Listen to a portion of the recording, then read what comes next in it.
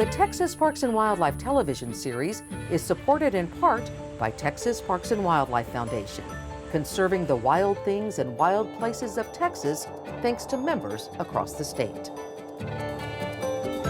Additional funding provided by the Toyota Tundra.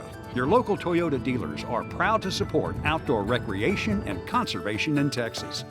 Adventure, it's what we share.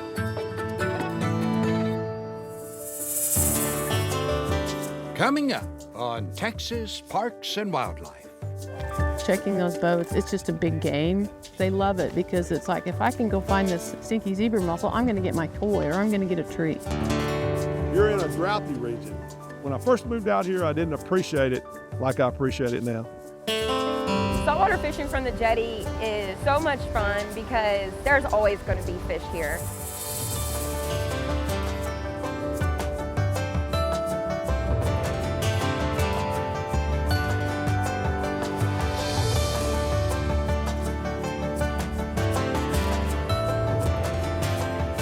Texas Parks and Wildlife, a television series for all outdoors.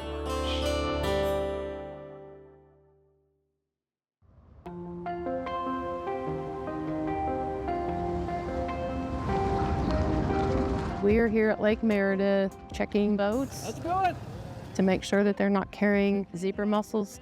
We're gonna do a quick zebra mussel inspection. Zebra mussels, tiny uninvited guests that latch onto boats, clog up water systems, and wreak havoc on Texas lakes. They may be small, but these invasive critters cause big problems. Zebra mussels, just like our native mussels, they're filter feeders, so they clean up the water. You'd think that would be really good because suddenly you have crystal clear water. But that messes up the food chain. It impacts the fish. It's not good.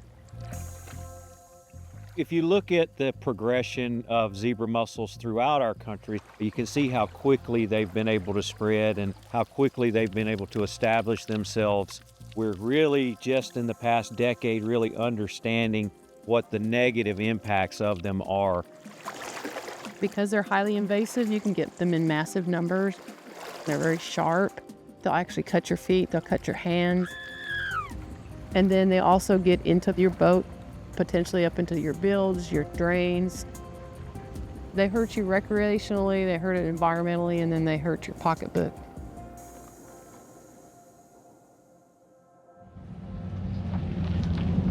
In the fight against zebra mussels, Lake Meredith has enlisted the finest detectives on 4 legs to keep these invaders at bay. We have the working dogs of conservation in this weekend. They're doing our inspection for us. Sounds good. Meet the Working Dogs for Conservation, the ultimate dog squad with a nose for mussels. These canine crusaders are here to sniff out trouble, one boat at a time. The dogs can inspect your boat in about 2 minutes. It will take 15 to 20 minutes for me to thoroughly inspect a boat. So it really speeds up the process. The dogs are really good ambassadors. We use dogs that are very people-friendly. Rain, she is kind of the star right now. She's been doing this since she was 9 months old. Rain and her fellow detectives are specially trained to detect the scent of zebra mussels. They can find even the tiniest trace, better than any human eye. Zebra mussels like to be in little cracks, crevices, holes. But with Gilly on the case, no mussel is safe. Gilly is a border terrier. One of his strengths is we get a lot of boats, like kayaks, canoes, so we can actually lift Gilly and do a good job without having to unload the boat. Good work. Tully is the veteran of the team. He is close to retirement. This will probably be his last year. He's like the Sherlock Holmes of zebra mussels, but he doesn't need a magnifying glass to snoop the scene. Just his nose. He's good. Checking those boats, it's just a big game. They love it because it's like, if I can go find this stinky zebra mussel, I'm gonna get my toy or I'm gonna get a treat. To them, it's just wonderful. We got chicken for drugs. Nope, no drugs, just zebra mussels. Good work, man, good work. People seem to listen to us a lot more when they see the dogs here. The dogs are kind of an icebreaker. Oh. Look what he's got. This is the puppy that's looking at your boat. And it really helps us to message that clean, drain, and dry methodology of keeping those invasive species out of this waterway. With the help of these incredible dogs, Lake Meredith remains safe from the threat of zebra mussels.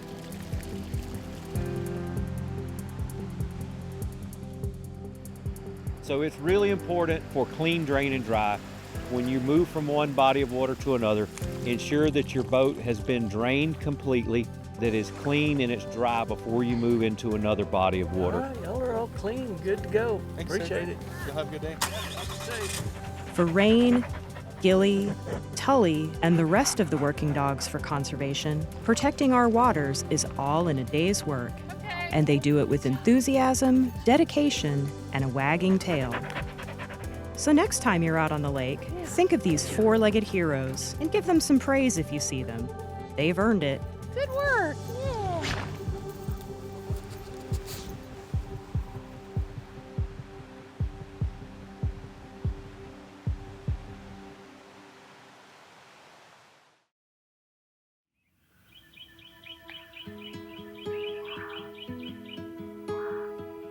One of the great things about Bastrop is our location. If you draw a triangle and you go between Houston, San Antonio, and Austin, kind of in the middle of that triangle in the sweet spot, you'll find the city of Bastrop. But what you'll find is historic, wonderful, friendly environment, a community that works together, and a community that enjoys birds. Bastrop is blessed with the Colorado River running through, so a lot of riparian birds. You're always going to see great blue herons, often egret. There's a kingfisher that always hangs out here, a belted kingfisher. Bald eagles. Bluebirds are almost always here. In migration, great numbers of warblers. Within Bastrop County, we have probably 5 different ecoregions represented. There's Blackland Prairie, there's the Lost Pines or the Piney Woods, there's the riparian and post oak savanna. So each of those has different niche birds and just within a small area, which is fun. Back in March of 2018, we found out that there was going to be bird city designations. And we were so excited to find out that Bastrop was one of only 4 cities in the state that was designated a bird city in the very first year. The mural behind me, it was in honor of Bastrop getting the Bird City designation. So that was a collaboration of the Bird City Coalition and local artists to honor our work that we've done in getting it.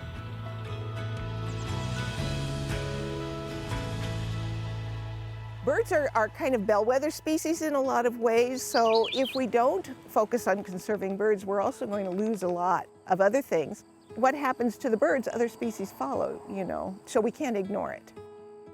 For our own pleasure of having the birds, but also because of their importance in the whole scheme of things.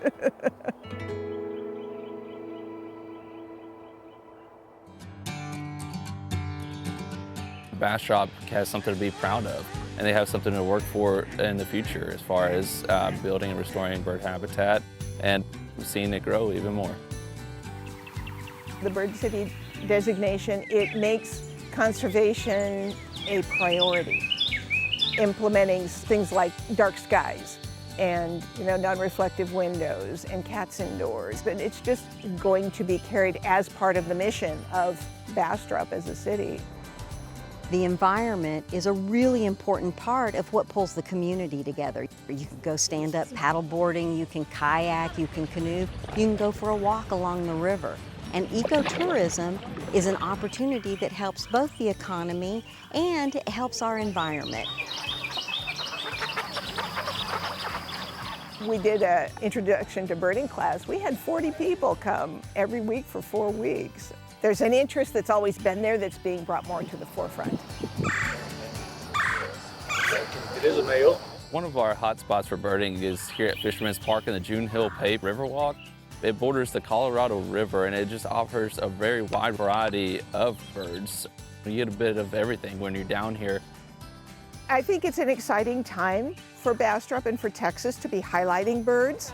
Cities should go for it because it will add a lot to your community, not just in terms of tourism, but just in awareness, and it will help protect the birds and the environment and just bring people a lot of pleasure.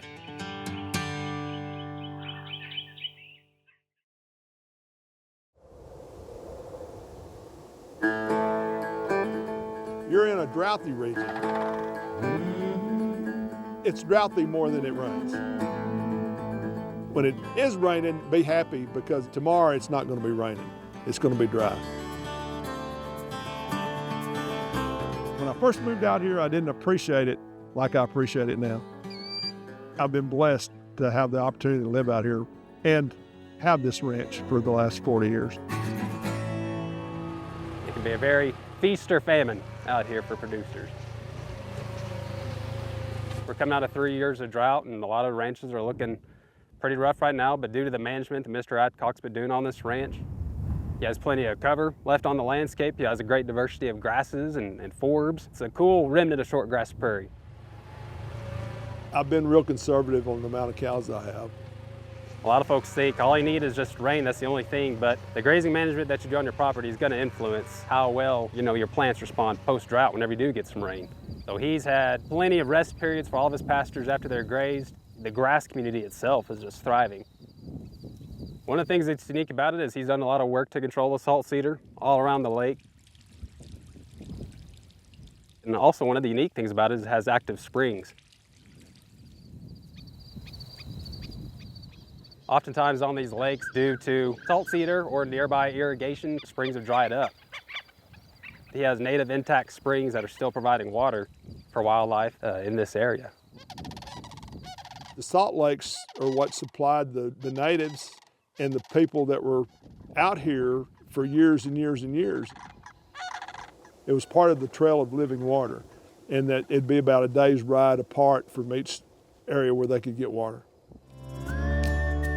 I've always wanted to leave a legacy for my children.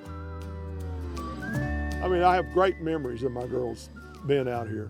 My oldest, when she came time for her to go to college, she came in and says, "Daddy, I'm not going to go to school." And I said, "Really, what are you going to do?" She said, "I'm going to ranch." "Really? Where are you going to ranch?" "Your ranch." "Whose cattle are you going to run?" "Your cows." Anyway, I'm about ready to let her come out here now.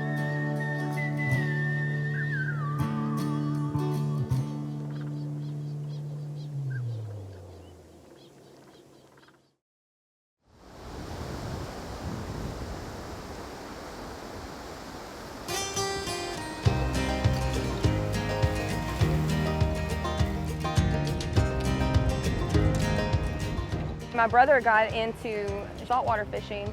I'd follow him out to the beach and I'd fish with him and fell in love with it and decided to move out here and make it permanent. Saltwater fishing from the jetty is so much fun because there's always going to be fish here. This is where you want to go if you want to get onto some good fish. Look, this mole looks like he already got bit by something. See that? Okay.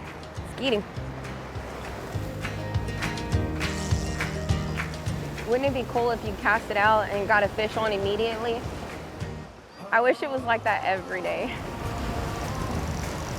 Feeling the rod bend and hearing the reel scream and not knowing what's going to be on the other end is a major adrenaline rush. I love it. No, get off that rock, get off of it. Come on, come on, come on, come on, come on. It's like Christmas morning when you don't know what you're gonna get, but you're just excited to open the presents. That's how it feels every time I reel in another fish. I think it's a gaff top. We're gonna throw him back in.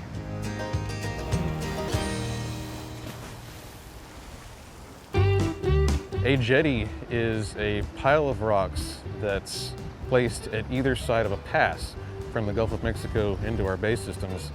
And that pile of rocks prevents the jetty from silting in and closing up with sand.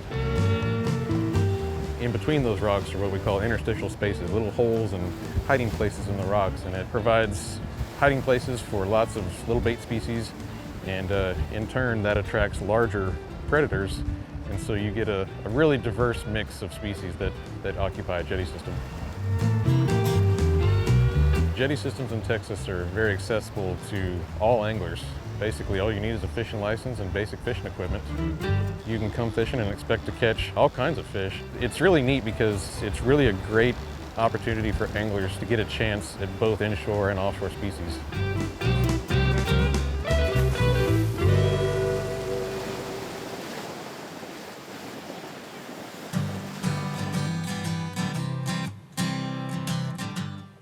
I've been moving around to different states and just fishing around, trying out different areas. And there are so many fish compared to the other places that I've been so far. Jetty fishing is just, you're close to the water, you get more action, and you can see the fish. It's also the first step to exploring fishing. I love the feeling of catching fish. There are so many fish here. They're just everywhere. That's beautiful. I was lucky enough to catch a nice size. It was about a 30-inch black drum.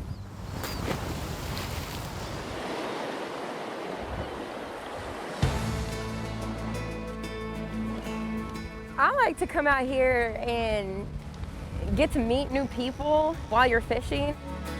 Yeah, I got a fish one. Everybody out here is just super nice. Whoa, we need a net. Does anybody have a net? Oh my God, it's huge.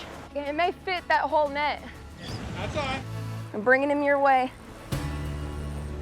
I'm gonna have to pull it by hand because it's a drum, black drum. Wow. Look at the size of that fish. Woohoo! Thank you so much. It was really exciting to see it. It ended up being 35 inches too. It was a good day.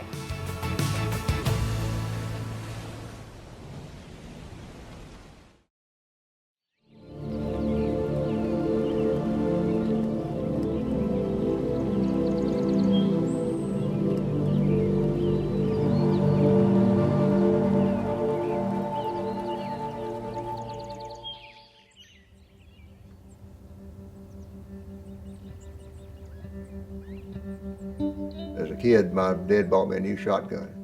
And maybe it goes back to that, this story I'm going to tell you. I remember walking out across my dad's ranch, and a large bird flew over me, and I shot it, and it fell. And I went and picked that bird up, and it was, people are going to hate me for hearing this, but it was a large red-headed woodpecker. I looked at that bird and I said, you know, one day I'm gonna make up for this. I was an agriculturalist, trying to get all I could for the land. But at that time, I've realized that this land is not just a resource to be used and abused. It's something that we have to take care of, you know, and look at all of it.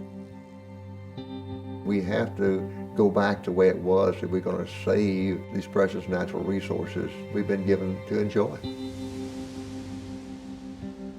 The messages that Mother Nature sends us, yes, I do believe that happens more often than man wants to admit.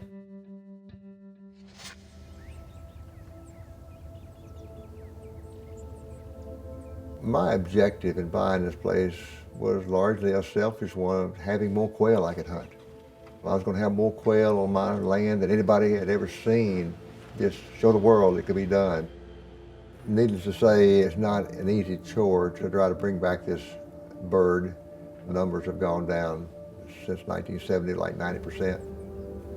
Perhaps it goes back to my childhood, but something kept telling me it was bigger than that, bigger than just having quail. I've realized that what you're trying to save is not above it always, but below the surface. My name is Jim Giacomo. I'm the coordinator of the Oaks and Prairies joint venture, and we manage the Grassland Restoration Incentive Program. Over the past 60 years, we've seen over a 90% decline in grassland habitat. With massive loss of grasslands, we've lost wildlife populations, including many bird species. The recent calculations, 3 billion birds since 1970. A quarter of those birds were grassland birds, 720 million birds. At the scale that the bird populations are changing, it also indicates that the health of our land is changing and may eventually affect us as people.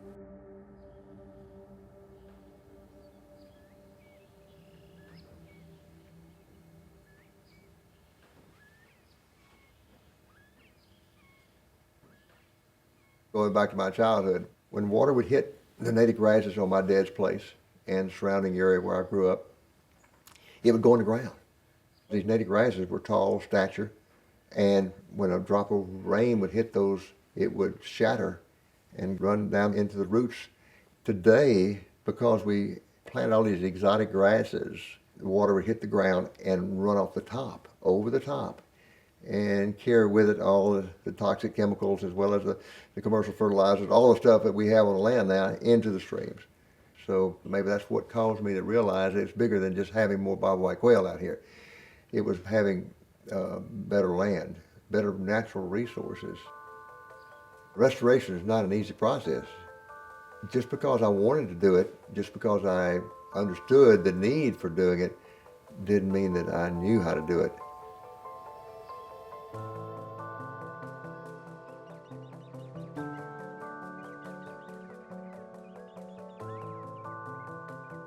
The Grassland Restoration Incentive Program, or GRIP, gives our partners and landowners a tool to address grassland loss. Right now we're out here counting birds, looking at the habitats that they're in.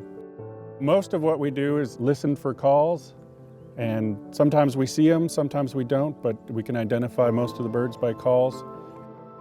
Bottom line is the birds are telling us about the land condition and whether it's good enough for them.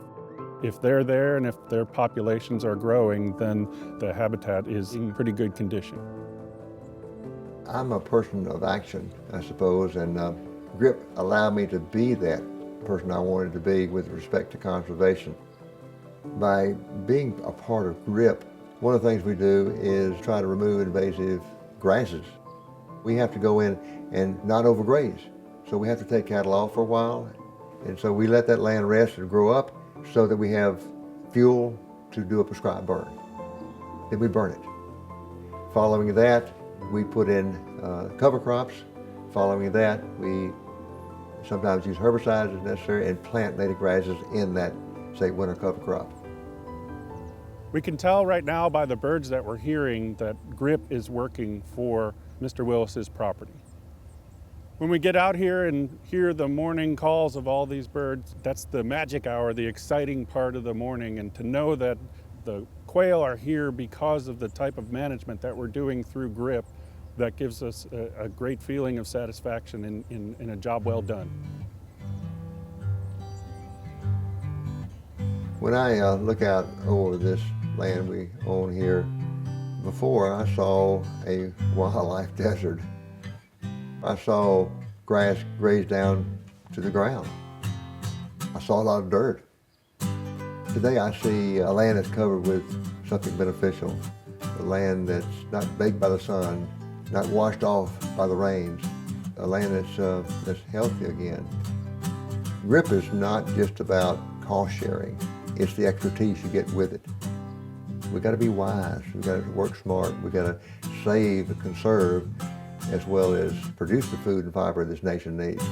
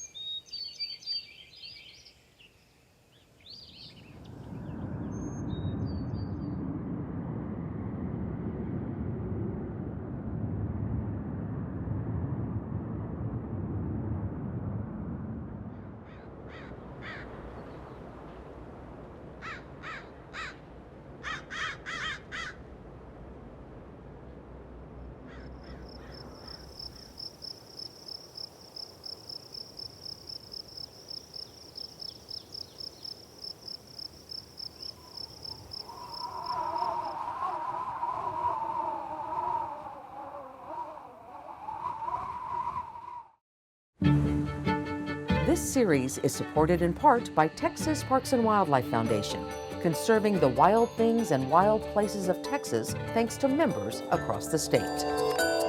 Additional funding provided by the Toyota Tundra. Your local Toyota dealers are proud to support outdoor recreation and conservation in Texas. Adventure, it's what we share.